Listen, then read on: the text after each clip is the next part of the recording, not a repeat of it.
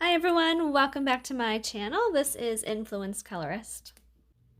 Today's video was a special request from the colorist Imogen at the Coloring Kid channel. I feel so honored that she wants to see a flip through of my Ivy and Inky Butterfly because the work she has done in her book is amazing and she is on her second Ivy and Inky Butterfly coloring book. When searching YouTube for flip throughs, her channel was one of the first ones I saw and was so impressed at the talent for her age. I haven't done a lot, but I will flip through what I have done and share a little bit of my thought process for some of the pages. I was inspired by a lot of colorists and watched lots of Johanna Basford's coloring tutorials for this book. So I'll try to give credit to the colorist that I know. And because Imogen has inspired me and lots of other colorists, I will try to copy one of her pages from Ivy and the Inky Butterfly. This is the US cover version of Johanna Basford's Ivy and the Inky Butterfly. All right, let's take a look inside. So here is the front pages. And on this little flap, I just did a monochromatic or grayscale for all these little hanging bits here. And then opening it up, and I colored all the flowers, and I did use some yellow chalk pastels to kind of age the paper a little bit. And for this front cover, I used more like green and emerald tones to kind of match the greens in the front cover.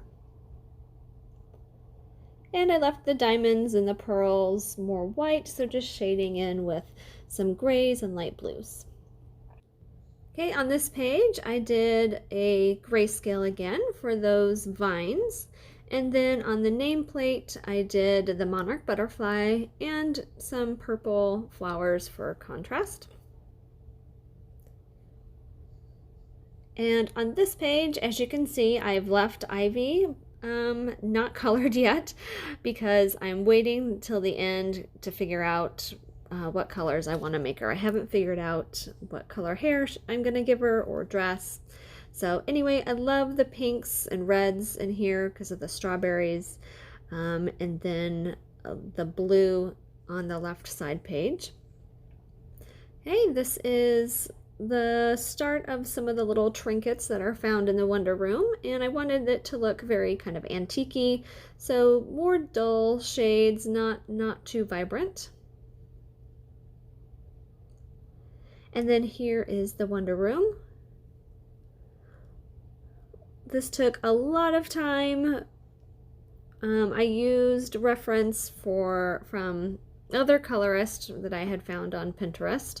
I don't know names, and I just kind of pick and chose different objects that I wanted to color like theirs.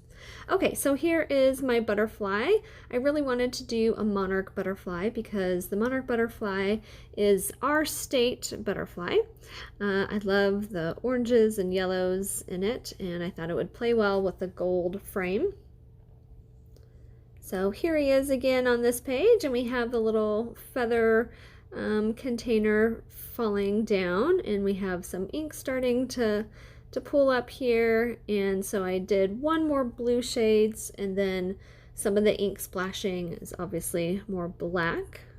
So the ink that follows the butterfly will all be black. Overall, I wanted the book to have this vintage or antique look to it, so that is why I yellowed out the edges and kept some of the pages very muted tones. Although on this side with the keyhole, I loved the vibrancy of the flowers in this little path, and I was inspired by Forest Fairy 226 on Instagram. Although she didn't do the flowers on the outside like this. My flowers are more grayscale around the edges of the keyhole, and that is because the concept I was thinking of was I wanted to distinguish between the two different worlds. So Ivy is peering into this keyhole, and she's seeing all these beautiful bright flowers in this whole new world, but the flowers on the outside are gonna remain monochromatic.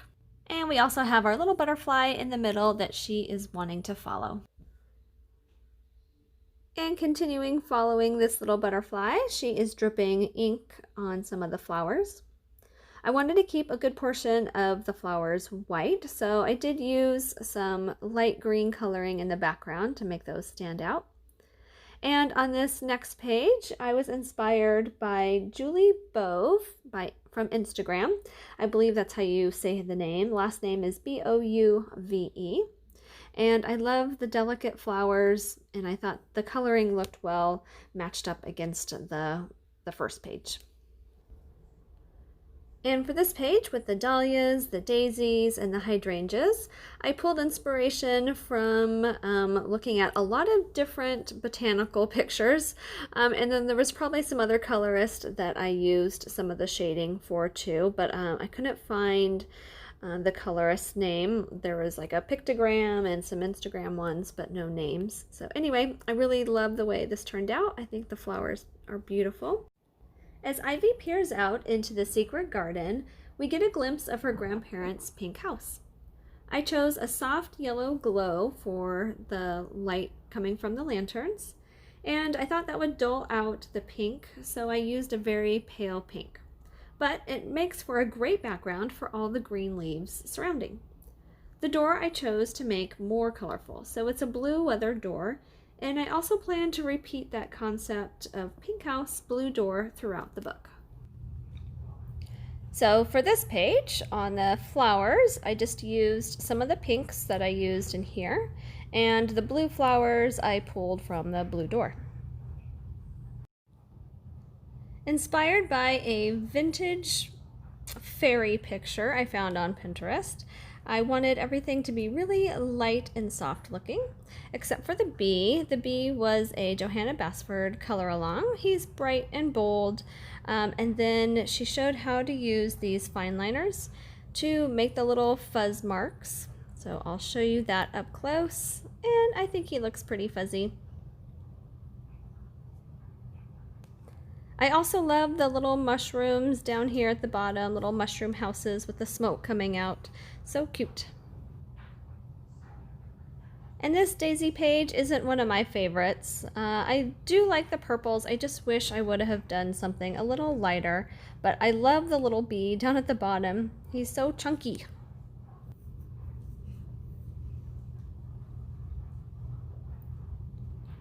Here is the Dandelion page, and I think I used up most of my color pencil on the background for this one.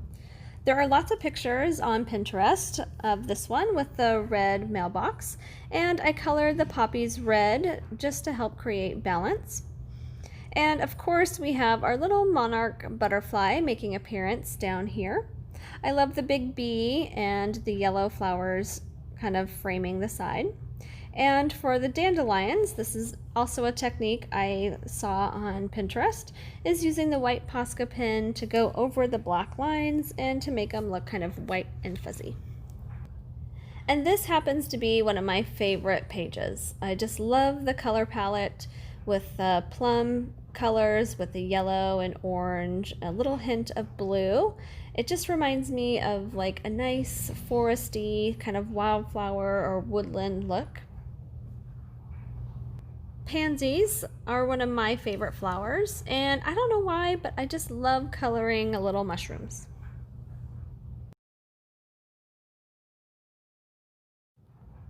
So for this page, I wanted to try a little bit different look, and I did kind of a watercolor technique here, and I was inspired by Cats with a K .addiction on Instagram.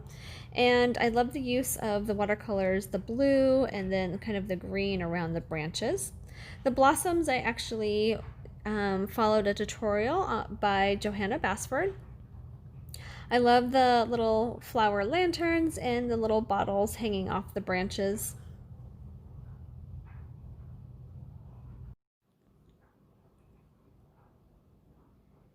So this is Ivy, Deep in Thought and Imagination, and I'm thinking she's probably thinking of all the ink that she's been thinking of with this butterfly. So I colored those nice and black, and then the rest of it very colorful.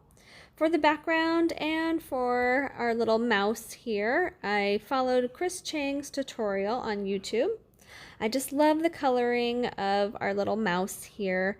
She's got kind of a pinkish tone and then nice little brown fur marks.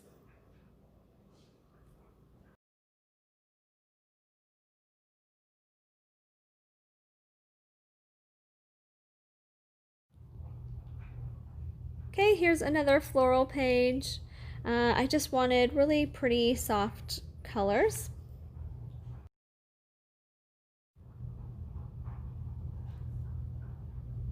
Alright, so here's a page that I did on my channel a while ago, and I was inspired by vintage botanical prints. My favorite on this page is probably the lily, and of course the pansy. Some of the flowers I watched INKY Illustrator, and I really wanted this to look very antiqued and distressed, so I did more kind of distressing around the sides of the page. And the colors on the right side of the page, I just pulled from the left side of the page. So we have a lot of golden, orange tones, and pinks. And speaking of INKY Illustrator, I was influenced by her for the Sailboat page. And over here on the crane, all the little lily pads with the reflection in the water I think is so cool. That was inspired by Hazel Smithies, I believe on Instagram. So the Sailboat colors is what I pulled from INKY Illustrator. I just love the soft tones and using purple as kind of a shadow. And here is the Stilt House that I just completed. So I still used some of those same wood tones for here. And again, pulling influence from INKY Illustrator, I did a chalk cloud background that she shows how to do in another one of her videos. Here is our little Monarch Butterfly. I just really love the way this turned out. Okay, so that is it for my completed pages. I am now going to color this ornate frame, and I'm going to take inspiration from Imogen at the Coloring Kid. I love how she colored it. I probably would have just colored it gold tones, but she incorporated some really pretty colors, so I'm excited to add color like she did. I do not have a tutorial of how she did this page, so I'm just working off a still shot from her video. And I don't know what color she used, so I'll try my best to pull similar colors. And I'll be using a combination of polychromos and Prismacolors. So the gold tones I've used on other pages have all been polychromos. So I'll go ahead and speed up the video, and I'll talk about the colors as I move along. I love copying because I would do techniques that I wouldn't normally do, like for instance this purple color or some of the colors that kind of form around this gold frame. I would probably keep it more monochromatic, and this one has like blues mixing in with purples and even into pinks. So I think it's so pretty and something I wouldn't have thought of doing. All right, so for the purple shades, I'm using Prismacolor 956 and 932. For the blue colors, I am using Prisma 1086. That is the lightest one. I also use that to help blend the purple and the blues together. Also 919 and 992. For the pinks, I'm using Prismacolor 1014, 120, and 129, and also a Polychromo 125 as the darkest pink. And for my gold shades, I'll be using Polychromos 184, 185, and 187. I also use the Prismacolor white to help blend in some of those lighter shades, and a blender, the Prismacolor blender pencil to help with the golden tones.